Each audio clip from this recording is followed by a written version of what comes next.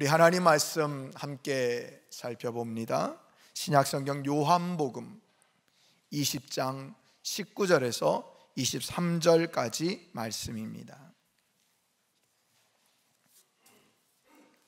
나를 찾아와 주신 주님, 다섯 번째 시간, 부활의 주님께서 주신 은혜의 제목으로 주신 본문 요한복음 20장 19절부터 23절, 제가 봉독합니다. 이날 곧 안식 후 첫날 저녁 때에 제자들이 유대인들을 두려워하여 모인 곳의 문들을 닫았더니 예수께서 오사 가운데 서서 이르시되 너희에게 평강이 있을지어다. 이 말씀을 하시고 손과 옆구리를 보이시니 제자들이 주를 보고 기뻐하더라. 예수께서 또 이르시되 너희에게 평강이 있을지어다. 아버지께서 나를 보내신 것 같이 나도 너희를 보내노라. 이 말씀을 하시고 그들을 향하사 숨을 내쉬며 이르시되 성령을 받으라. 너희가 누구의 죄든지 사하면 사하여질 것이요 누구의 죄든지 그대로 두면 그대로 있으리라 하시니라. 아멘. 아멘. 할렐루야. 할렐루야. 여러분, 한 주간도 평안하셨습니까? 한 달도 하나님의 은혜 가운데 살아오셨는지요? 네, 우리 전우자에 계신 분들과 다시 한번 인사할 때 하나님의 은혜와 사랑이 충만하기를 축복합니다. 그렇게 기도하고 격려하겠습니다.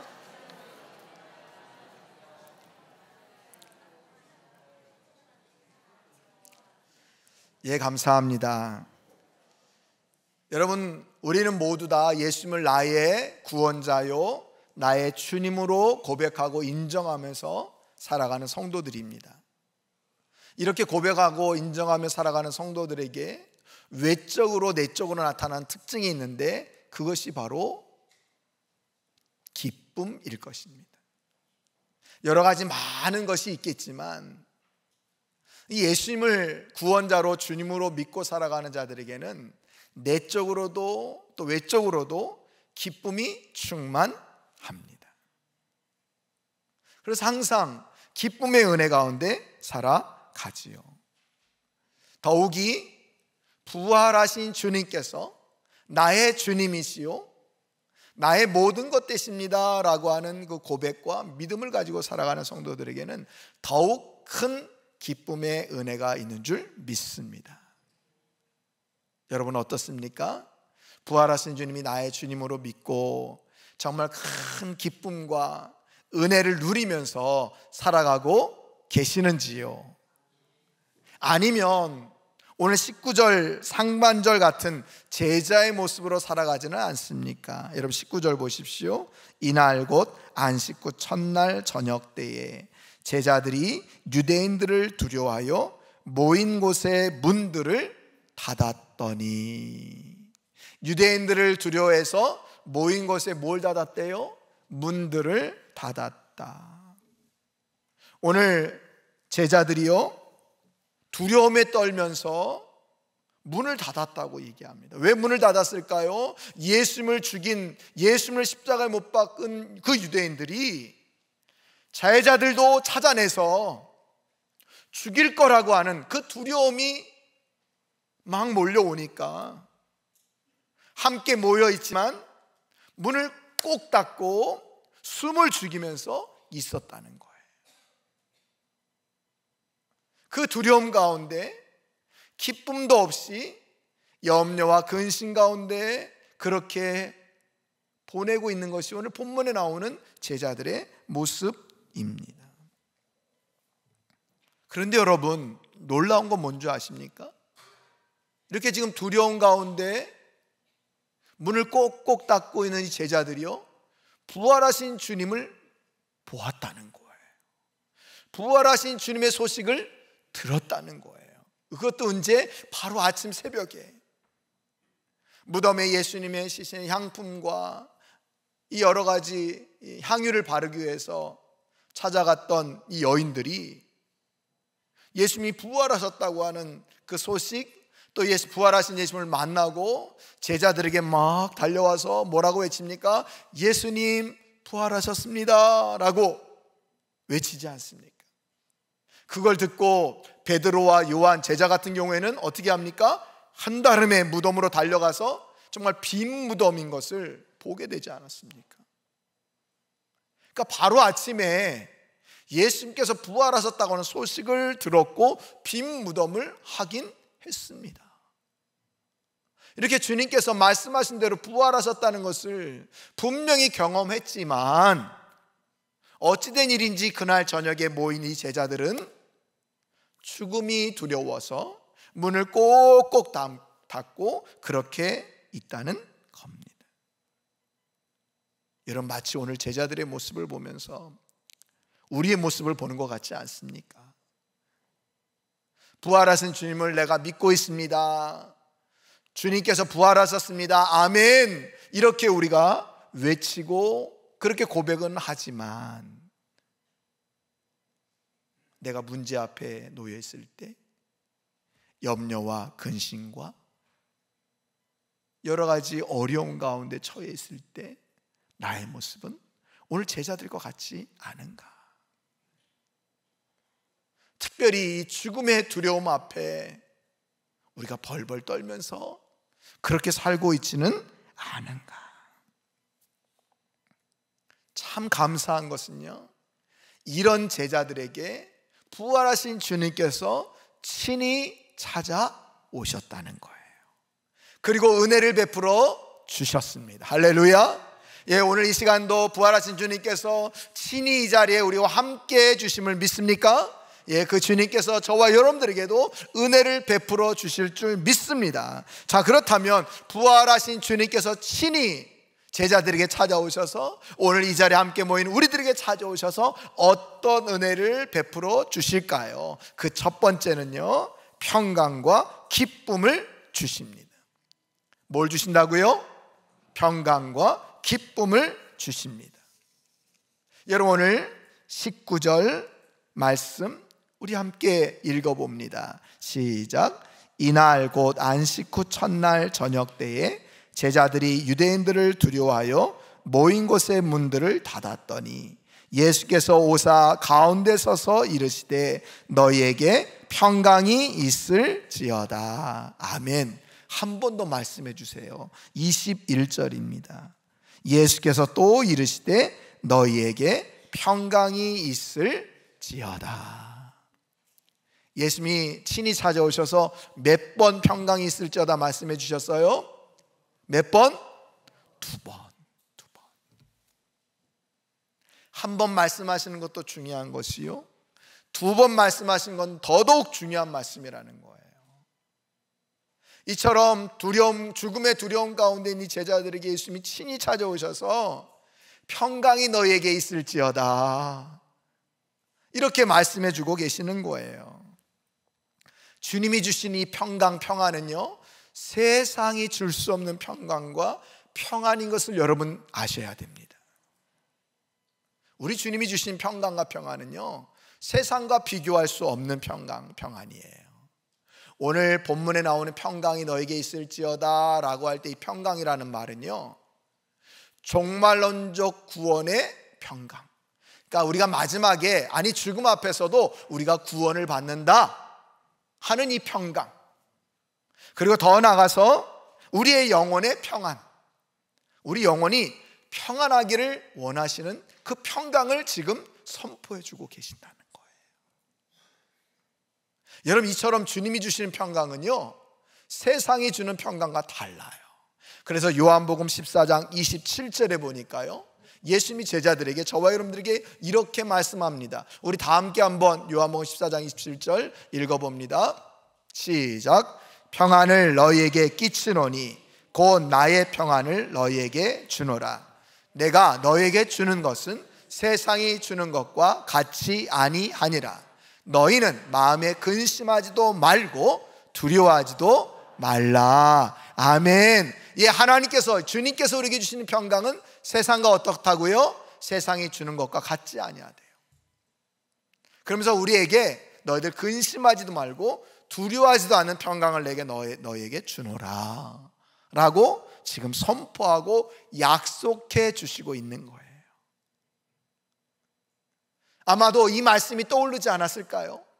너에게 평강이 있을지어다 말씀하시고, 한 번 더 너에게 평강이 있을지어다 라고 말씀할 때 내가 주는 평안은 세상이 주는 평안과 달라. 너희들은 마음에 근심하지도 말고 두려워하지 말아라. 이 말씀이 떠오르지 않았을까요? 정말 그래서 그런가요? 오늘 20절 말씀에 보니까요, 이 말씀을 하시고 손과 옆구리를 보이시니 제자들이 주를 보고 뭐 했다고요? 기뻐하더라. 제자들이 주를 보고 기뻐하더라. 주님을 보자마자 기뻐했다고 말하고 있습니다. 여러분, 특별히 예수님이 뭘 보여주셨대요? 손과 옆구리를 보이시니. 이게 뭐예요? 예수님이 십자가에 못 박히실 때 못자국 난 그 손, 그리고 장에 찔린 옆구리. 너희들 제자들이 내가 십자가에 못 박힐 때 보았던 그 십자가의 손에 박힌 못자국, 옆구리에 찔린 창자국, 그걸 보여주신 거예요.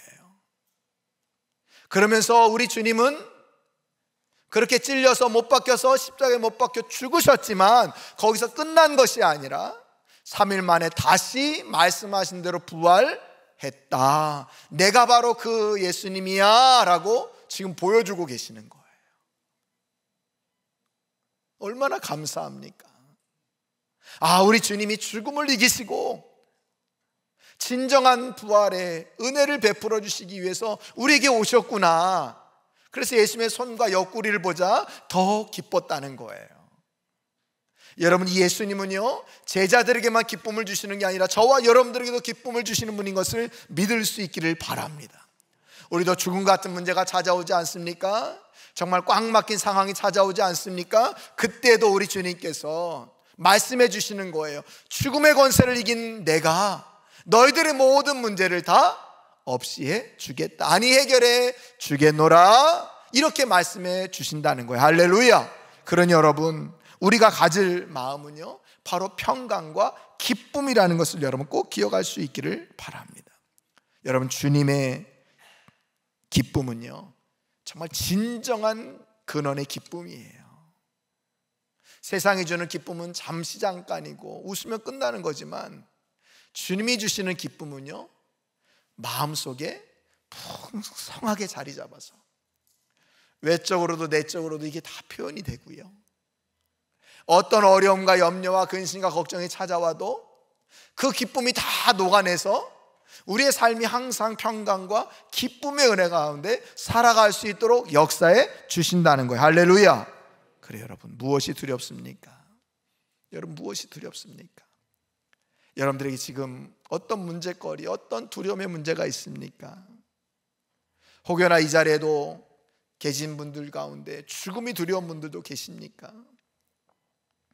여러분, 부활하신 주님께서 우리의 모든 죽음의 문제, 우리의 모든 연약하고 답답한 모든 사방으로 꽉 막힌 그런 모든 문제들을 다 해결해 주신 분이라는 것을 믿으시고 날마다 이 부활하신 주님을 믿고 의지하면서 평강을 누리시고 기쁨 가운데 살아가는 우리 성도님들 될 수 있기를 간절히 축원드립니다. 축원드립니다. 두 번째로, 부활하신 주님께서 친히 찾아오사 우리에게 제자들에게 주신 은혜는 무엇일까요? 그 두 번째는 사명을 주셨습니다. 뭘 주셨다고요? 사명을 주셨습니다. 여러분, 이렇게 두려움 가운데 있는 제자들에게 친히 찾아오셔서 두려움을 평강과 기쁨으로 바꾸어 주신 우리 주님이요, 제자들에게 사명을 주십니다. 자, 21절 말씀 우리 함께 읽어봅니다. 시작. 예수께서 또 이르시되 너에게 평강이 있을지어다. 아버지께서 나를 보내신 것 같이 나도 너희를 보내노라. 나도 너희를 뭐하노라? 보내노라. 어디로요? 어디로 보내시는 거예요? 어디로? 세상으로. 세상으로 보내시는 거예요. 나도 너희를 보내노라 하는 말은요, 지금 너희들 죽음의 두려움 때문에 문 꼭꼭 닫고 숨어 있잖아. 근데 나 이제 너희들에게 나도 너희를 세상에 보내는데 이 문 박차고 나가서 세상으로 나아가라. 너희들을 죽일까 염려하는 그 두려움의 대상인 유대인들, 그들 앞으로 달려 나아가라. 이 말씀이 나도 너희를 보내노라 라는 말씀의 선포라는 거예요. 특별히 예수님께서도 하나님 아버지께서 이 땅에 보내셔서 사명 감당하러 보내셔서 이 땅에 오셔서 십자가에 못 박히시고 부활하신 것처럼 이제 예수님의 제자들도 사명 감당하며 살아가기를 원하셨다는 거예요. 원하셨다는 거예요. 그래서 여러분, 우리 제자들, 우리 성도들은요, 세상을 향해 용기 있게 나아가야 한다는 거예요. 여러분, 이쯤 되면 좀 마음에 의심이 드는 게 있지 않습니까? 좀 의아한 생각이 들지 않습니까? 어떻게 사명을 주시는 게 은혜지? 부활하신 주님께서 친히 찾아오셔서 우리에게 주신 은혜 두 번째, 사명을 주십니다. 그건 안 주는 게 더 좋지 않나? 나 살아가기도 너무너무 벅찬데, 나 자녀들 보고 있노라면 내 인생 다 쏟아부었는데, 근데 앞으로도 계속 손이 갈 것 같아. 이것도 벅차고 힘든데, 내가 다니는 직장, 사업장, 생업터, 이거 감당하기도 벅찬데 무슨 사명까지 주시지? 오히려 사명을 안 주시는 게 은혜가 아닐까라는 생각이 들 수 있습니다. 근데 여러분 어떻습니까? 어찌 보면 제자들 예수님 살아계실 때 뭐라고 했습니까? 예수님, 저는 죽는 한이 있더라도 예수님 끝까지 따라갈 겁니다. 사명 감당하며 살 겁니다. 그랬던 제자들 아닙니까? 근데 다 도망쳤어요, 주님 잡혀갈 때. 그리고 부활하신 주님의 소식을 들었음에도 불구하고 그들은 어떻다고요? 두려워서, 죽음이 두려워서 문을 꼭꼭 닫고 숨어 지내는 그런 상황이에요. 그런데 여러분, 우리 주님이 그런 제자들에게 사명을 맡기셨다는 거예요. 입장 바꿔놓고 우리가 예수님이라면 이런 제자들에게 사명 맡길 수 있겠습니까? 뭘 믿어온 구석이 하나도 없는데, 믿을 만한 행동들이 하나도 없는데 주님이 사명을 맡기셔요. 이래서 은혜인 거예요, 여러분. 저와 여러분들 주님 믿고 따르고 있지만 우리 정말 예수님 잘 믿고 따르고 있습니까? 세상에서 빛과 소금의 역할을 감당하며 살고 있습니까? 그것보다는 오히려 죄악을 저지를 때도 많고 말씀대로 살지 못하는 그런 때도 많이 있지 않습니까? 그럼에도 불구하고 그런 우리를 향해서 주님께서 사명을 맡겨주셨다는 거예요. 그래서 여러분, 이게 은혜예요.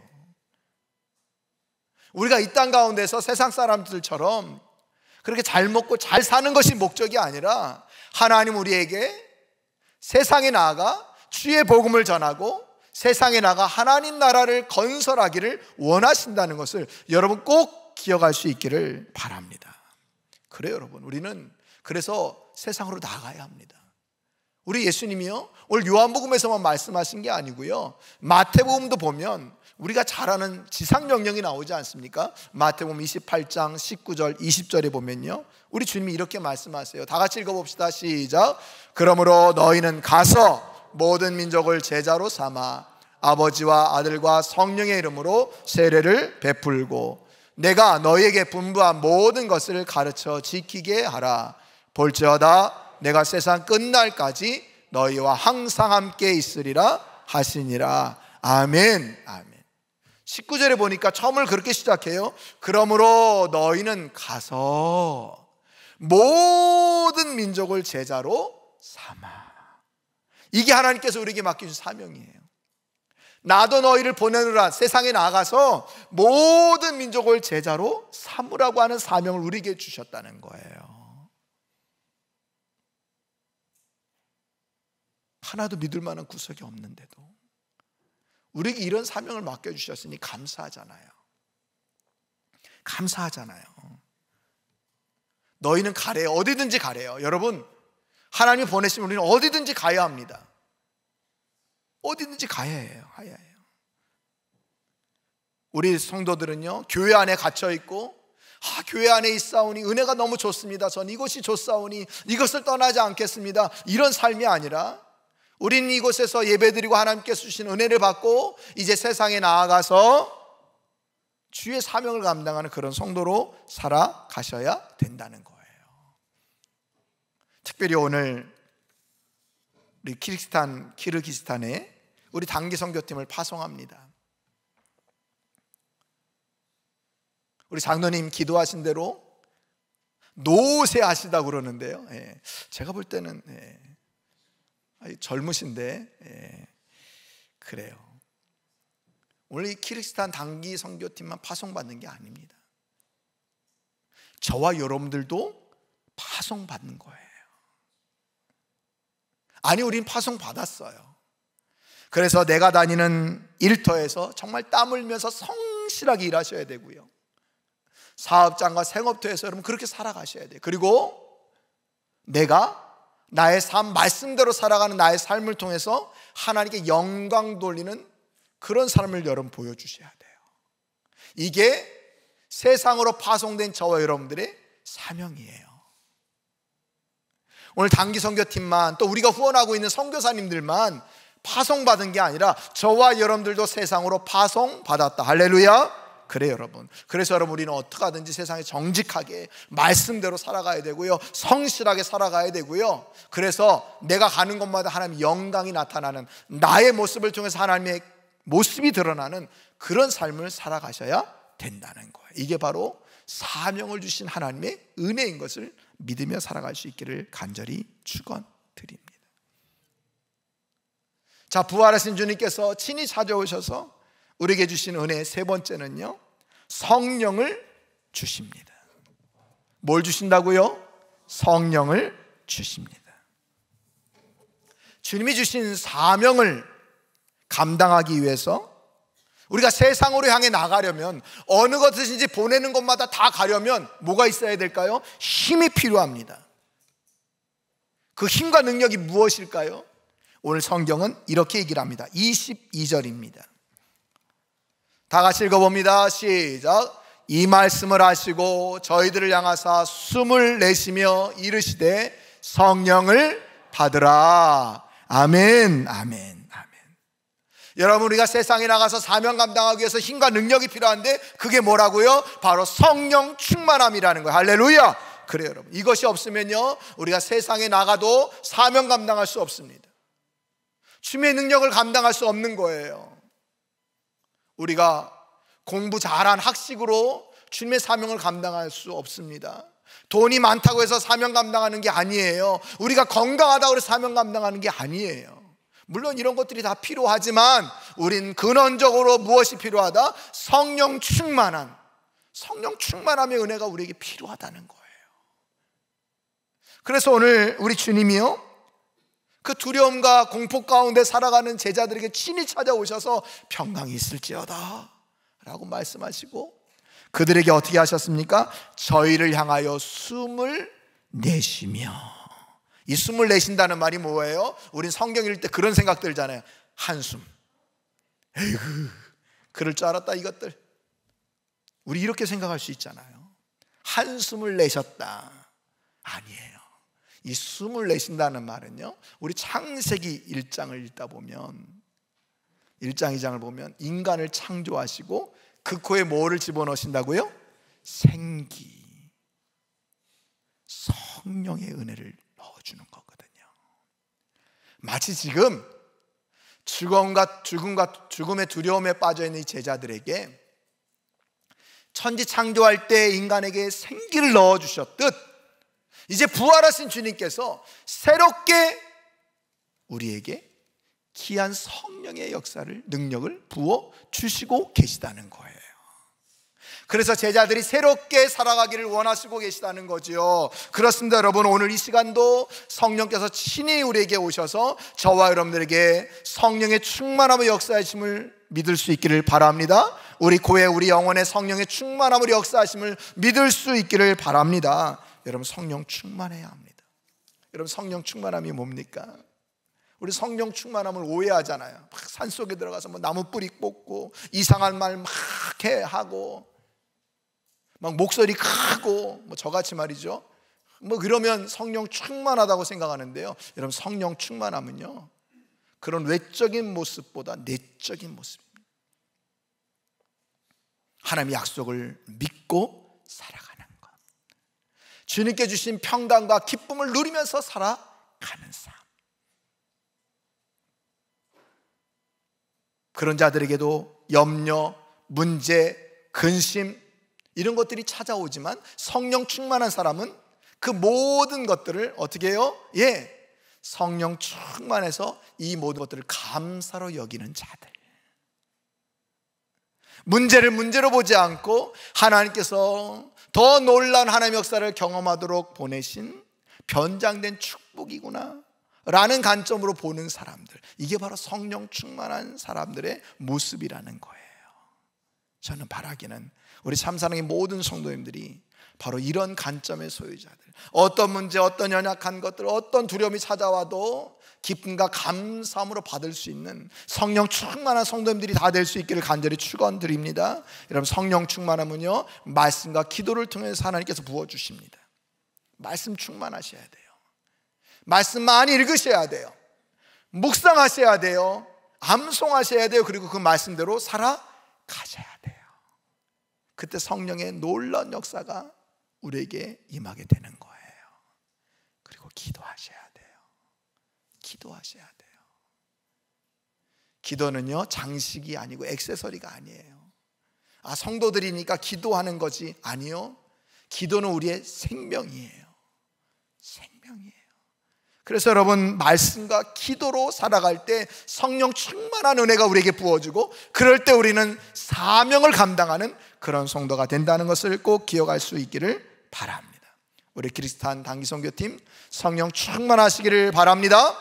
또 세상으로 파송된 저와 여러분들 모두가 성령 충만한 삶으로 살아갈 수 있기를 간절히 축원드립니다. 말씀을 정리합니다.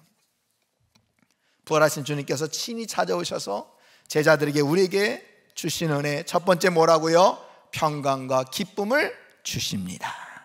여러분, 부활하신 주님으로 인해서 삶 가운데 정말 평강과 기쁨을 누리고 계십니까? 누리고 계십니까? 왜 이렇게 화면이 작을까? 저를 좀 봐주세요. 저를 한번 봐주세요. 제가 여러분들 얼굴만 봐도 다 알잖아요. 평강과 기쁨의 얼굴이 아닌데요. 여러분들 평강과 기쁨을 누리며 살아갈 수 있기를 축복합니다. 그리고 부활하신 주님께서 우리에게 뭘 주셨다고요? 사명을 주셨어요. 사명. 주님은요, 한 영혼 한 영혼을 소중히 여기세요. 그래서 제자들도 부르신 거고 저와 여러분들도 불러주신 거예요. 그러니 여러분, 이 사명 잘 감당하며 살아갈 수 있기를 축복합니다. 그리고 하나님은요, 우리 힘으로 안 되니 어떻게 해요? 성령 충만함을 부어 주셨다.